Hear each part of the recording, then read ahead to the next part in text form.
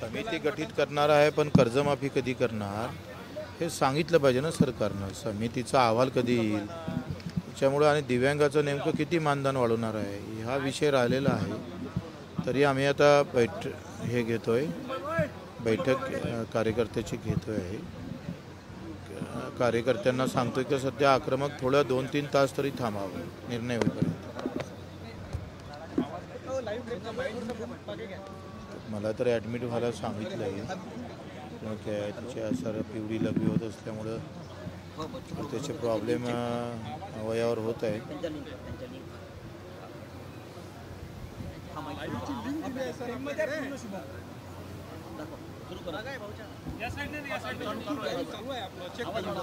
आम्ही सांगूया 2 वाजता सांगू. हां पुण्यामध्ये कार्यक्रमामध्ये प्रहारच्या कार्यकर्त्यांनी खूप गोंधळ घातलेला आहे, काय सांगा?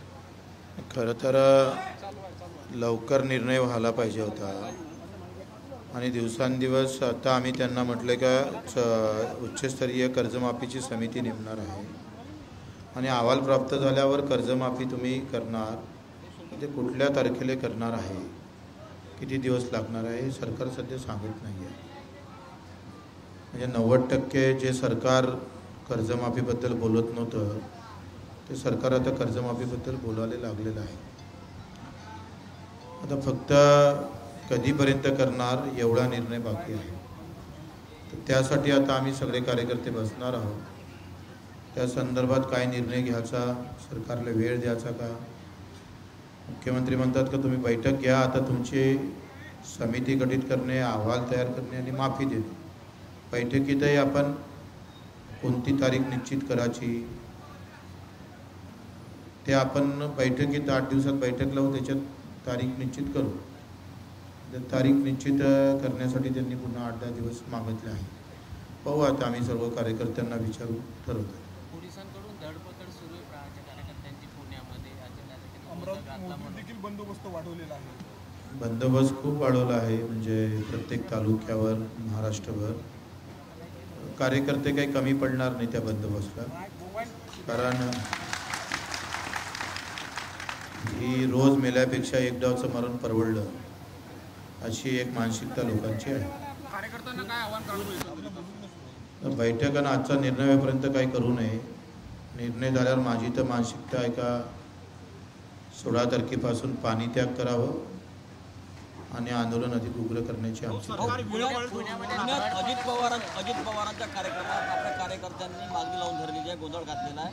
त्या कार्यकर्त्यांना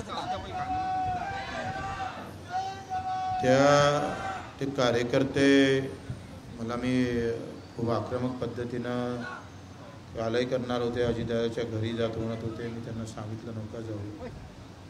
आणि आता ते म्हणे तुमची तब्येत खालावत आहे, सरकार निर्णय घ्यायला वेळ लावत आहे, तुम्ही आम्हाला काही सांगू नका. तुमचं मरण आम्हाला काही इतकं तब्येत बेकार होत असताना सरकार निर्णय घेत नसेल तर तुमच्या मरणापेक्षा दुसरं, तुमच्या अशा हालापेक्षा दुसरं काही महत्त्वाचं नाही आहे.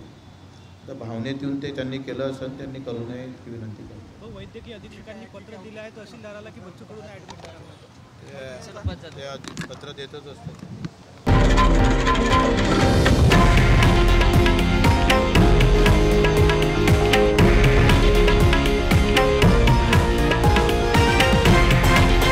हे आहे देशातील नंबर 1 न्यूज नेटवर्क आणि आपण पाहत आहात TV9 मराठी, एकमेव.